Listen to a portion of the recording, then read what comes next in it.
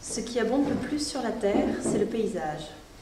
Le reste a beau manquer, le paysage a toujours été généreusement présent, abondance que seul un infatigable miracle explique, dans la mesure où le paysage est sûrement antérieur à l'homme, et pourtant, malgré sa longue existence, il ne touche pas encore à sa fin. Peut-être parce qu'il change constamment, à certaines époques de l'année, le sol est vert, à d'autres jaune, puis brun ou noir. Et aussi, à certains endroits, rouge, couleur d'argile ou de sang versé.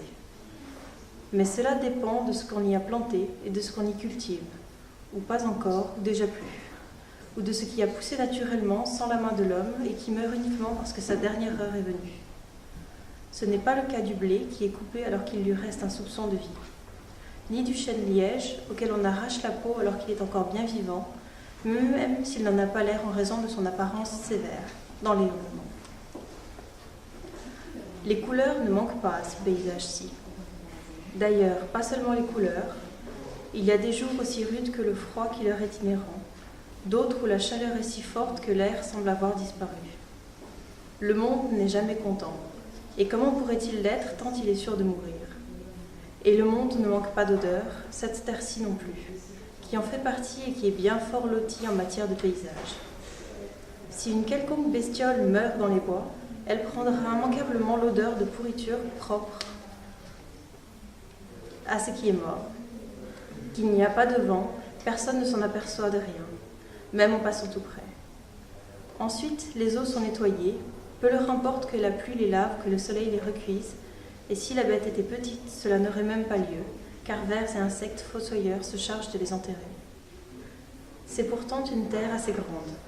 Si nous nous mettions à comparer, d'abord ses bosses, puis l'eau de ses rivières, car celle du ciel peut bien aussi venir à manquer qu'être excessive, et, plus bas, cette terre s'affaisse en glèbe épaisse, lisse comme la paume de n'importe quelle main, encore qu'en raison du destin de la vie, nombre de ses mains, habituées à serrer une manche de houx, de fossile ou de faux, aient tendance à se recroqueviller avec le temps.